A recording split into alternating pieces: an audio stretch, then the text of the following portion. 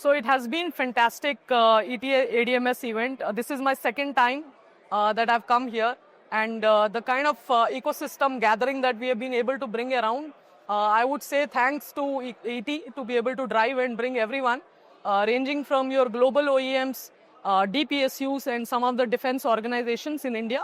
I think been a fantastic experience for me. So in terms of the aerospace and defense manufacturing in India, if you look at it from jet engines to space systems, India has really made great strides. We are taking ambition to action and action to exports. And that's where we are moving towards to really look at removing the dependency on imports and being a little more self-reliant. That's going to be a major thrust for us. We sort of currently export. We are a credible exporter to nearly 100 plus countries. So that's a great significance for us.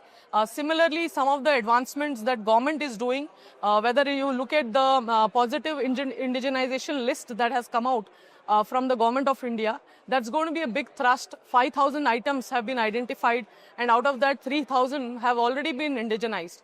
The second largest trend that we are seeing is the collaborations and the partnerships that are coming together with global OEMs and the defense organizations in India.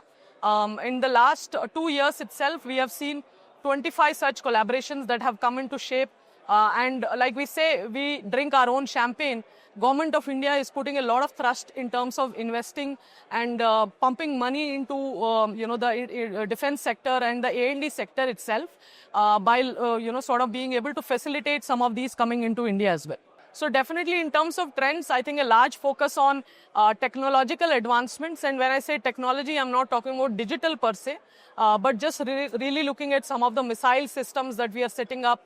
A lot of the focus on jet engine innovations that are happening.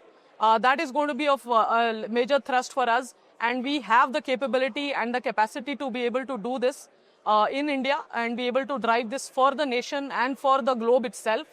The second biggest area for us to look at is to really look at digitization, automation, and bringing in a lot of those efficiency in our manufacturing and looking at how we can compress the timeline to deliver one end-to-end product for us is going to be very critical. So really looking at, the strides that we are making in the space sector itself, I don't see really far when we will be one of the leading producers, manufacturers, and exporters to the globe to some of these products that we are looking at, whether it is state missiles or any of the aircraft engines that we are looking at. We will be the global exporter for this.